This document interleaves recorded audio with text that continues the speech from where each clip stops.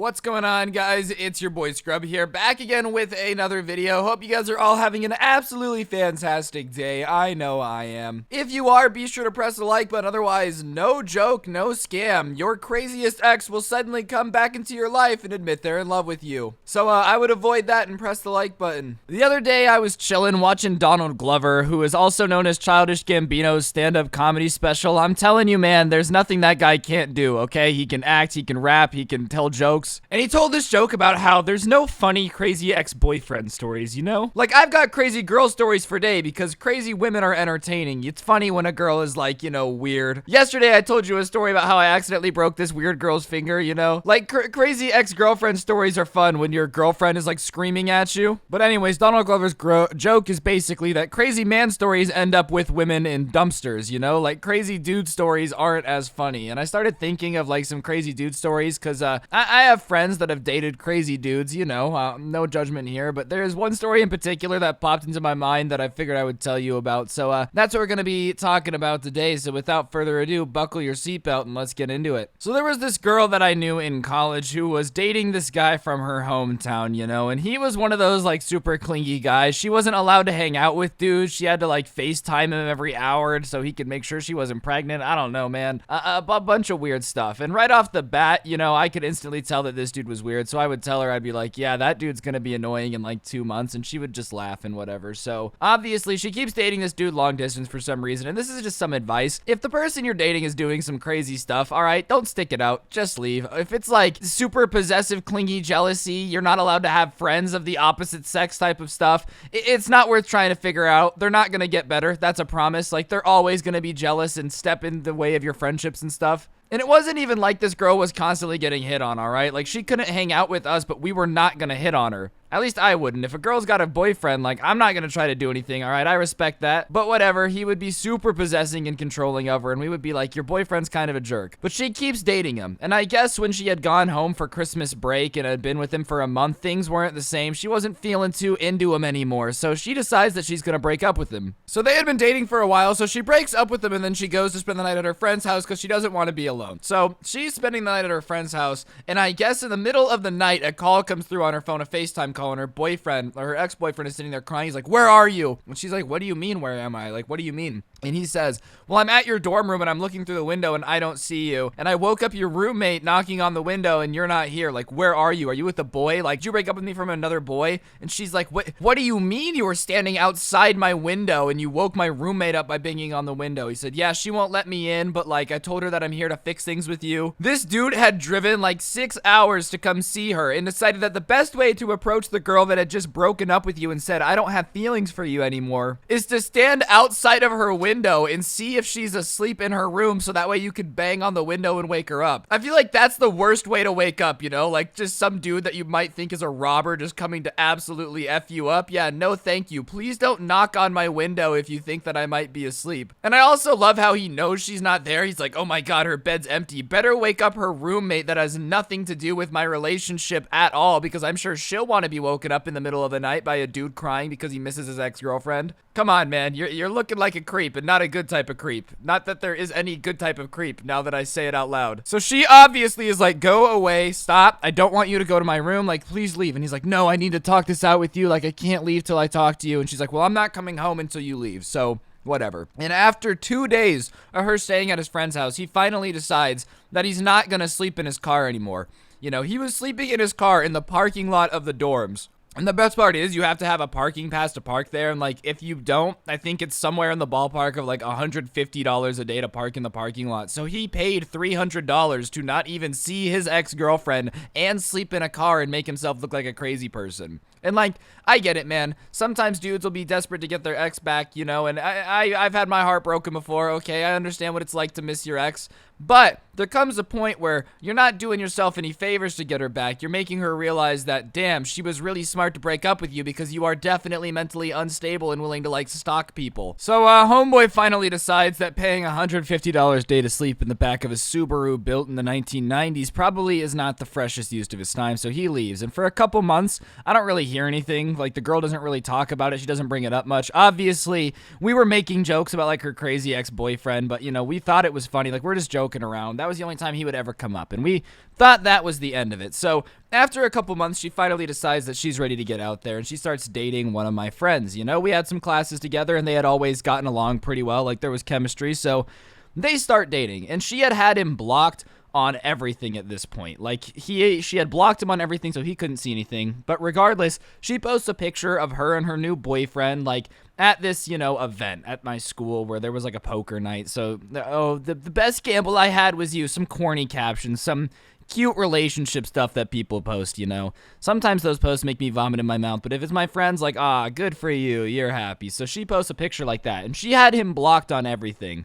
But she gets a call from a number she doesn't recognize, and she answers it, and what she hears is basically, "I can't believe you would cheat on me, how dare you, like, who do you think you are?" And so she instantly knows it's her ex, and she goes like, "What is this number?" And he explains, "Well, I know you blocked my old number, and I saw the picture of you and your new boyfriend, aka the dude you're cheating on me with, so I went to Verizon and got my number changed so that way I could contact you again." And she's like, "You went to the service provider for your phone to change your number so you can talk to me again?" And he's like, "Yeah." She's like, "Oh my God, you're crazy." So she starts laying into him. And the only reason I have this on such good authority is my friend who was dating her was there when this is going down. So he's telling us about it later, and she's telling us bits and pieces as it's going on. And I guess she's like, "Well, you changed your number to contact me, but like I have you blocked on Instagram. How did you see it?" And he's like, "Well, you know, I made an account to follow you." And she's like, "But I've been checking the accounts. I thought you might do that. So every account that follows me, you know, I have to like know." And what this kid had done is he had gone all on our college's website, looked through pictures that people had taken, found somebody who didn't follow her, taken the pictures off their Instagram, made a fake Instagram with the same name, and followed her with the school in your bio. Because when you're looking at people that are requesting to follow you, and you're like, "Oh, wow, they go to my school, their name sounds familiar because they're involved in the school. Yeah, I probably know them from somewhere. Screw it, I'll let them follow me." This dude was like deep diving to be able to stalk this girl's Instagram. He was making fake Instagram accounts, posting for weeks at a time just to be able to get a fake account to follow her. The fake account itself was so detailed. Like, it wasn't like he just reposted every picture at once. He took a month to post pictures periodically so that way it wouldn't look like an account that people had set up. Like, this dude was nuts. A little too dedicated to making sure that, you know, the girl that broke up with you isn't posting anything on Instagram. So this dude is definitely at this point just like straight up stalking this chick. So she goes to the school police and is like, "What can I do?" And they're basically like, "Well, there's nothing against the law of a kid making a fake Instagram account and then following you, so we can't do anything legally. Like, you can't arrest a kid for making an Instagram account." So they're like, "All right, well, what we'll do is if he comes anywhere within the school, we'll arrest him and ban him from coming back on campus," you know? And she's like, "All right, I'll take that."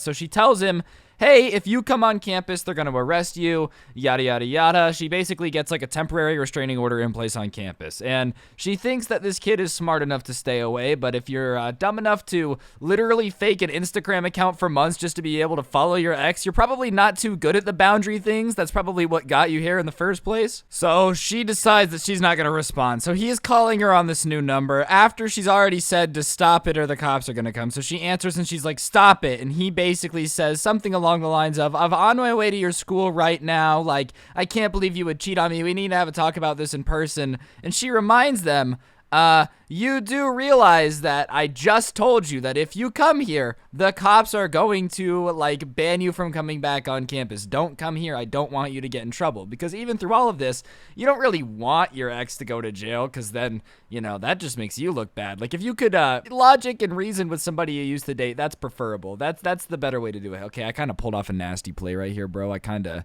won the game for us. I can't even lie. Regardless, she decides she's gonna go back to her friend's house because if the guy's gonna show up, then she doesn't want to be there to see him because somebody that's on their way to probably get arrested, it's not nice to be around them. Like, if somebody's like man, if I do this, I'm gonna go to jail, but I'm gonna do it anyways. I don't want to be around them because they really just don't care, bro. Like, there's a level of savagery where it's no longer cool. There's a certain level of savage where, like, you'll be snooty to the mean girl at the party and everyone's, oh, that was savage, that was so cool. And then there's the level of savage where it's just not cool anymore. Like, you're like, whatever, yeah, I robbed grandmas, what are they gonna do? Chase me in their wheelchair? And you're like, oh, that's a little too savage, man. Like, you care too little, okay? So she goes to her friend's house, and at some point, she doesn't know the details, but her angry boyfriend showed up and obviously was knocking on the window. The roommate's like, oh, she's not here, he left, or she left with her new boyfriend to go to her friend's house, so he's like, tell me where they're at. And so she says no. And he decides that the most logical thing to do at this point is, I've driven all the way here.